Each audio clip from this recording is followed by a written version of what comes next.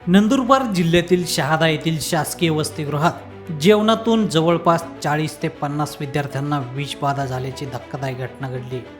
सर्व विद्यार्थ्यांवर शासकीय रुग्णालयात उपचार सुरू असून त्यांची प्रकृती स्थिर असल्याची माहिती प्रशासनाने दिली। शहादा शहरातील शासकीय वसतिगृहातील विद्यार्थ्यांनी रात्रीचे जेवण केल्यानंतर काही वेळातच अनेक विद्यार्थ्यांना पोटदुखी, उलट्या आणि मळमळीचा त्रास जाणवू लागला। त्यानंतर सर्व विद्यार्थ्यांना तातडीने शहादा येथील शासकीय रुग्णालयात दाखल करण्यात आले। घटनेची माहिती मिळताच शहादा तळोदा मतदारसंघाचे आमदार राजेश पाडवी यांनी रुग्णालयात भेट देत विद्यार्थ्यांची विचारपूस केली। तसेच डॉक्टरांकडून उपचाराची माहिती घेत परिस्थितीचा आढावा घेतला।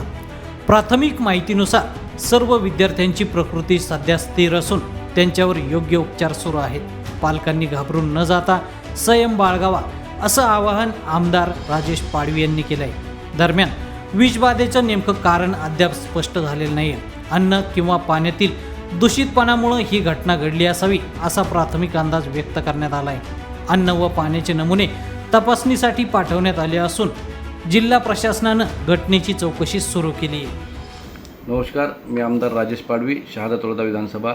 आज शहादा येथे सामाजिक न्याय विभाग व विशेष सहाय्य विभाग याच्या नवबौद्ध समाज कल्याण समिती मार्फत त्या ठिकाणी मुलांचे वसतिगृह आहे।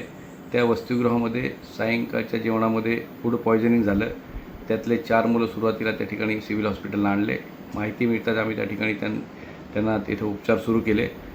उपचारामध्ये तो क्रिटिकल वाटल्याने त्यांना आम्ही खाजगी BD हॉस्पिटल येथे दाखल केले। इतर विद्यार्थ्यांना त्या ठिकाणी आम्ही आणून त्या ठिकाणी तपासणी सुरू आहे आणि सर्व मुलं स्टेबल आहे। थोडे घाबरून गेलेले, पण त्यांच्या संपूर्ण प्रकृतीवर आम्ही लक्ष देऊन आहोत। सिव्हिल सर्जन स्वतः त्या ठिकाणी आले आणि शहरातले सर्व डॉक्टर त्या ठिकाणी आम्ही बोलवून घेतले, खाजगी डॉक्टर ते देखील त्या ठिकाणी उपचार करत आहेत। नातेवाईकांना काळजी करण्याचं कारण नाही, आम्ही त्या ठिकाणी संपूर्ण त्यांच्या प्रकृतीवर लक्ष ठेवून आहोत।